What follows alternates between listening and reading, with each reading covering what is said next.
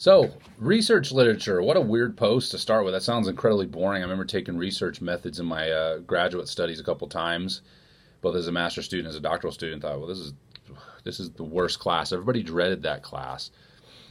Come to find out, that class is one of the most important ones that you can take.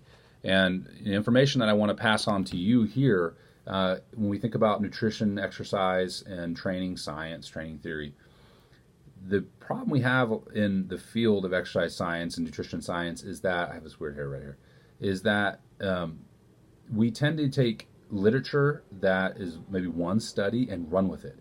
So one study says that food causes cancer, and that's just the way it is. A rat study says that this supplement is super awesome amazingness, and you buy it, and it just one rat study, and it doesn't work. A training study could promote one training, method over another, and you think this is the way to train, this is it, but you fail to look at the participants. So I just want to go over just some important points really quickly about research literature that can help you avoid some of the pitfalls of garbage information that's out there. And that's not to say one study isn't important, but you should have a group of studies. We're trying to build evidence for a case. It's like building a court case. You want to have all these different pieces of evidence that say, hey, this is support of this is in support of this. Okay, there's one that goes against you. Okay, well, why is that? What's so different about that study that produced a different result that's counter to the results we've seen so far in the accumulation of research we have? And so, that's where meta-analyses, which are a study of studies, and those can be done poorly as well, because you have authors selecting studies based on a certain criteria. It's possible that they don't select a certain group of studies that's important. Maybe they, neglected, studies in women or something like that, and didn't report that, or you didn't realize that when you read it, and now you're inferring information from studies in men only to female population. That would be a mistake. So, be careful when you're reading research literature. Review articles are great. I like to read those, in areas that I don't have a tremendous amount of time to read. But just know that those authors could be biased as well, and that's just normal. I mean, it's not a knock on the authors. It's just natural for all of us to have biases in a certain direction. But review articles are taking not necessarily like a meta-analysis. We're using statistical analyses in order to see what the trend may be, but you're using the research that's out there and then just writing a narrative about it. Again, that can be very helpful, kind of like a textbook. Okay? So those are different kinds of research, and of course original research, which is just the studies that you find, and 15 people did this, and then 15 people did the other thing, and which one produced more. So here's some points to consider when looking at research literature in exercise and nutrition science, training theory, training science. Is number one, remember one study does not a theory make, and I've already kind of alluded to this. Is just because you read one study or you hear about somebody in popular media, perhaps promoting one study. You can cherry pick any study and come up with some cockamamie idea about how you should train or how you should eat. So look for accumulated evidence, not just one study. I find one study fascinating, but I want to know what are the other studies out there. If the authors are in their discussion talking about other studies in the introduction, if they're studying them, if they're citing themselves a lot, that's the only research out there. I would also be very wary of that. Doesn't mean it's bad literature. It doesn't mean it's bad research. Research is hard.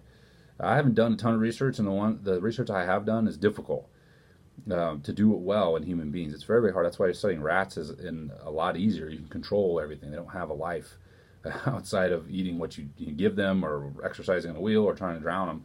You have full control over them, where human beings are very difficult to study. Plus, the researchers themselves are human, so you have bias on top of non-adherence on top of emotions on top of everything else. It's very difficult. So this is not a knock on researchers per se.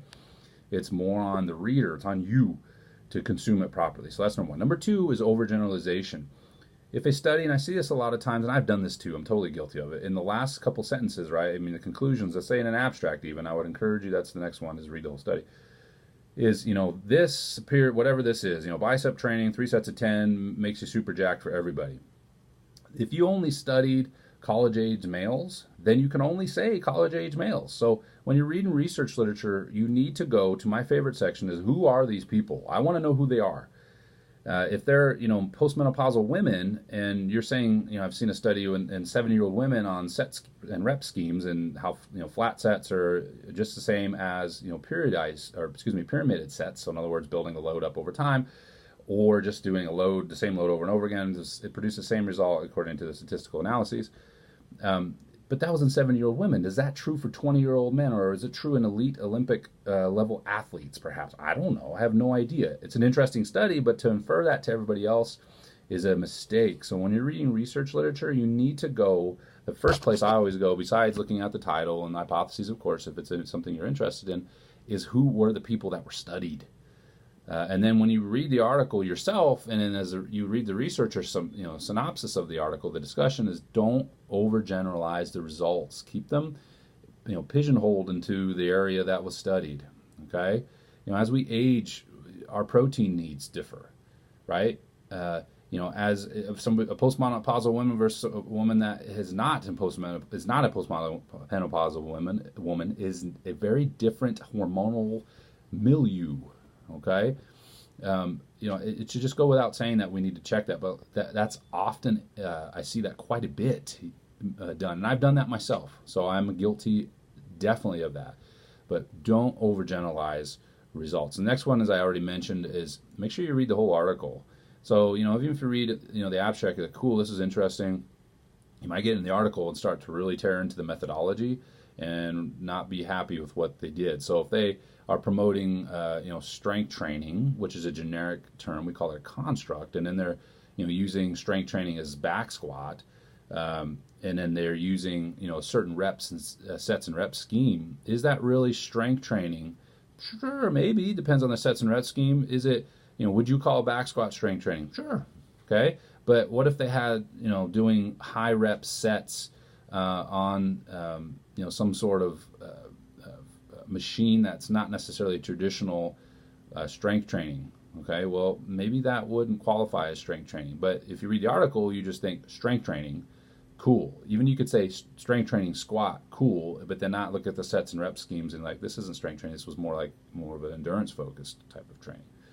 So in other words, you have to read the article. And the methods is a very important section. One of the professors I worked with in grad school, he always really impressed upon us that should be the most heavily cited area of a study. In other words, you're citing other literature to support what you're doing, why you're doing it. And if you're not, then explain why you're doing it. It could be arbitrary, that's fine, but at least tell the reader that. Be honest. As a researcher, you want to see honesty, and the research that was done, both with mistakes, perhaps, and research is difficult. I mean, if you're doing humans, you're going to have lots of mistakes. You have people who didn't eat properly, you got people who didn't sleep, those are things that should be reported. Okay, so that point is make sure you are looking at the actual study and kind of a keen eye towards the methods section. The next point is statistical analyses. Now, you may not know anything about stats. You're like, dude, that's just so overwhelming. That's fine. And statistical analyses is changing. How we're looking at data is changing. I mean, now you see raw data reported more so, which I really like. So you can see different responses to whatever the experimental condition is. Most of the time, though, you'll see significance, right? Statistical significance, 0.05, the alpha, right? So that's how much error, it's how much percentage we're really need to accept is just due to chance. And so it's usually set at 0.05, 5% chance.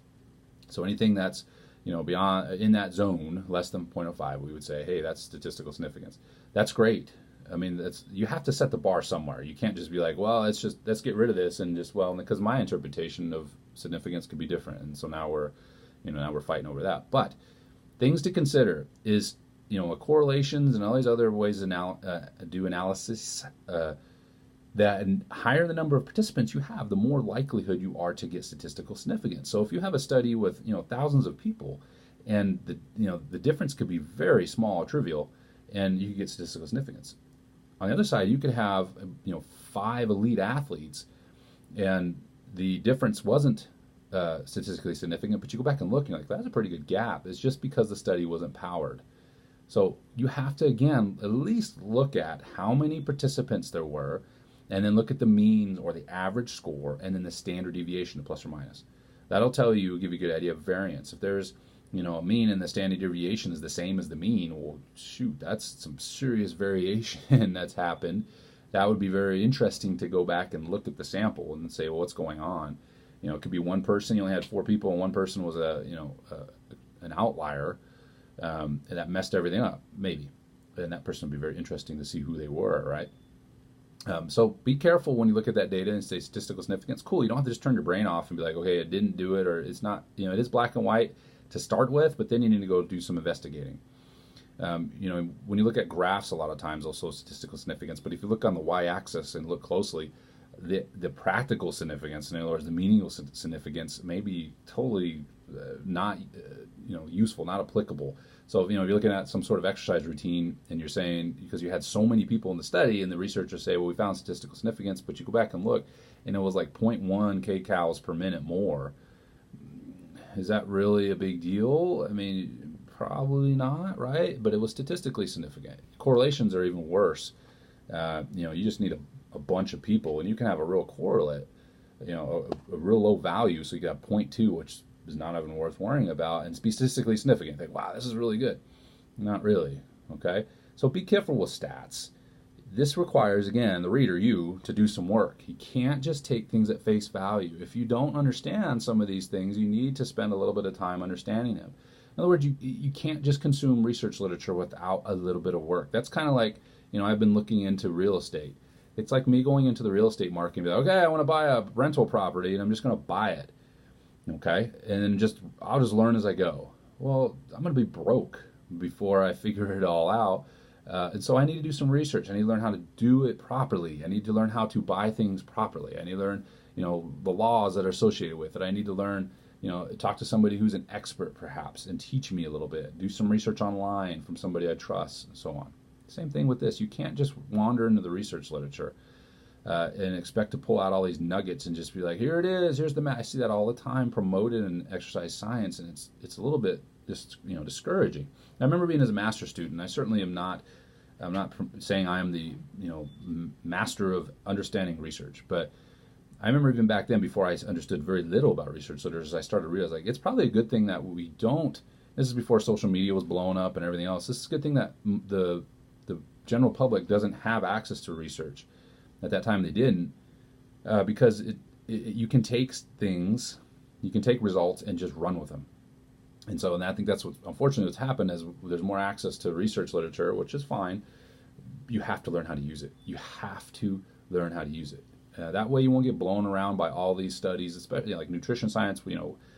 What causes cancer? What gives you, you can have one study come out and says, okay, if you eat, half a ounce of red meat, you're going to get cancer. Well, you need to look closely at that study, and what is the accumulated evidence? Is it true? True, right? I don't know. Again, that word "true" is a little bit of a problem, especially when you talk about theories. There's not many laws, right? We don't have a lot of laws in nutrition for a reason. That means that we're not really convinced that what we're seeing in the research literature is always pointing that same direction, okay? So just some things to think about as you read the research literature. Again, I know that's like, why are we starting out? This is a terribly boring topic. It is in a sense, but it's also going to keep you from wandering into the snake oil salesman and falling for all the crap that's out there. And I'll talk about supplements and things like that later, and what are good supplements perhaps, and why so many, and what's the problem with some of these supplements, and why don't they work. It can help you, and there's really there's some important key points when you look at research literature and supplements and think about why supplements don't work, that can help you kind of tease out whether they're a good idea to take or not. So anyway, I hope you'll take these points about the research literature, you apply them, and be a skeptic. I always tell students, you should be just forever a skeptic when you read research literature, and you should move at a glacier's pace, okay? So in other words, one study comes out, wow, that's really cool. I want to see like 5 more that are in support of that in a certain population I'm interested in working in, or at least in that same realm, before I start applying it to practice. Okay, and strength conditioning is one area where practice usually outpaces the research literature, so there might be coaches doing things. So in that case, if the research literature, the formal research literature, is not coming out in support of a particular topic, you might have to do some informal research. And real good strength conditioning coaches do that, right? So they're not just blindly doing things, they're taking notes. Like I did this type of training with these athletes, and it didn't really improve the results over the type of training I was doing before. And I only changed 1 or 2 variables. I didn't change the whole program, right? If I change the whole program, I don't know what's working. If I did see an improvement, was it the variable I think it is, or was something else? And so, again, a strength conditioning coach is moving at a glacier's pace. A good personal trainer is moving at a glacier's pace. You don't just reinvent the wheel all the time. You just change a little bit at a time and then take notes. This isn't working. This worked maybe in this population. This worked with women. This didn't work with men. This worked with young athletes. It didn't work with older athletes. This is great for elite athletes. This is a waste of time for younger athletes, so on and so forth. I'm talking about biological or training age. Okay, just some thoughts to get you started. I have a new video up here a little bit on a very practical skill that I think a lot of people are missing, and perhaps you are not. But just in case, I'll be covering that in the next video.